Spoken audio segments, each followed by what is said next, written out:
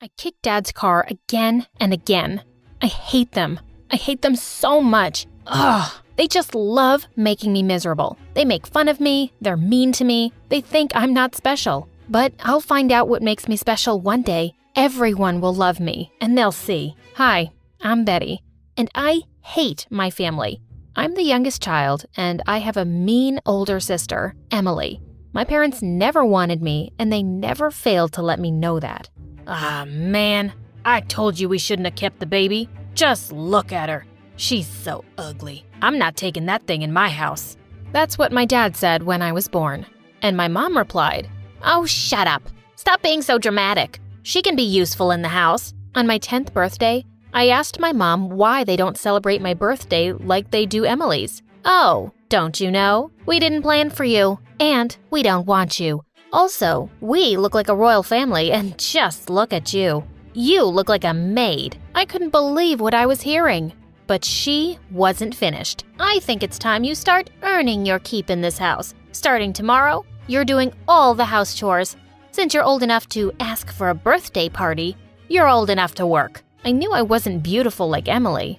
I think I wasn't really beautiful at all, but something down in my soul told me that I'm special in some way. Not bragging, but I just knew it. I just had to find it. The next day, I was napping when my sister barged into my room and slammed the door. I woke up immediately feeling really startled. She stood by the door with a sneaky smile on her face. "Aw, poor baby. Are you scared? I'm so sorry I woke you up."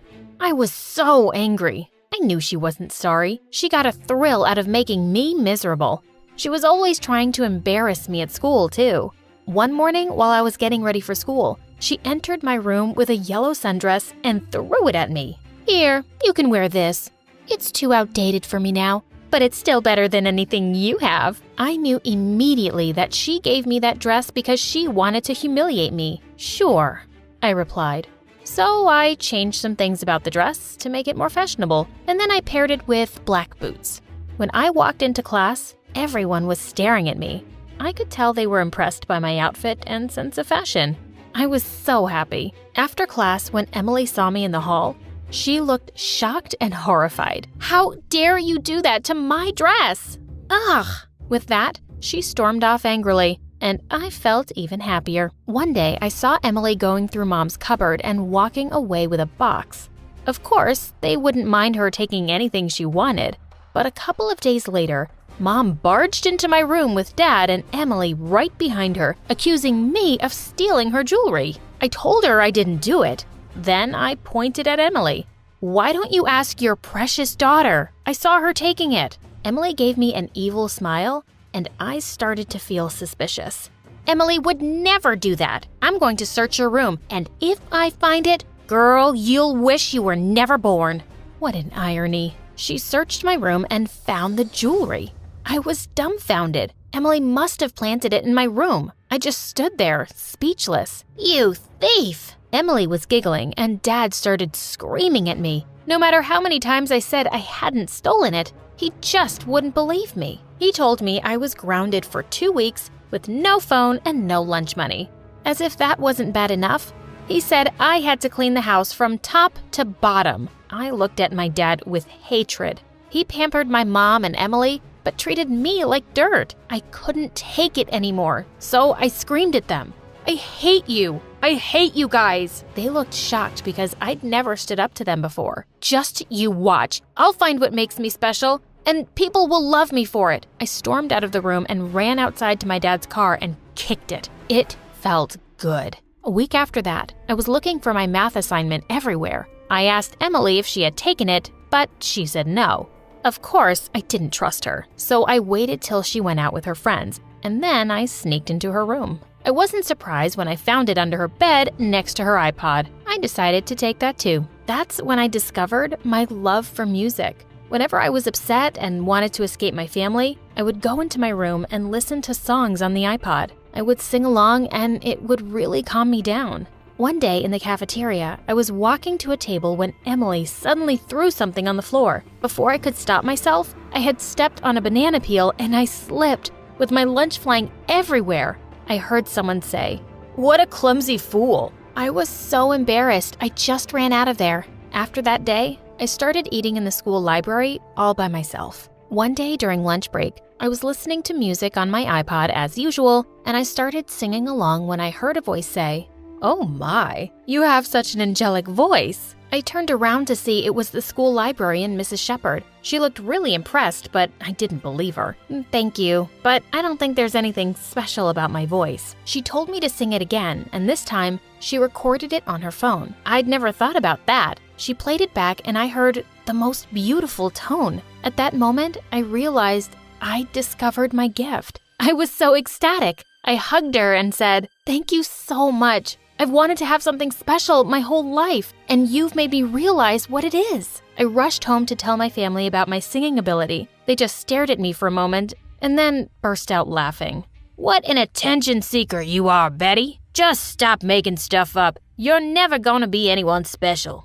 After the jewelry incident, I hadn't been able to forgive Dad for not believing me and treating me badly, and he was just doing it again. I wanted to hurt him as much as he had hurt me. So I decided to call his company and accuse him of theft. Dad worked as an account manager for a business firm, and I wasn't exactly sure if he had stole from the company, but someone as horrible as him must be shady, and I wanted him investigated. At the end of my junior year, I was singing in my room when my sister screamed from her room, "Stop squawking like a bird!" I rolled my eyes and yelled, "You would know since you screech like one." Just then, there was a knock at our main door. I ran to open it and found 2 male cops standing there. One of them asked, "Is this the Blackwell residence?" Everyone was in the hall by now, and the cops walked straight over to Dad and said he was under arrest for embezzlement. The company he worked for had discovered that he had been moving their money to an offshore account. Before the cops left, they asked me how I knew my dad was stealing money. I told them I had my suspicions. My family couldn't believe what they were hearing. Dad started screaming at me. "You ungrateful girl! You called the cops on me! I hate you!"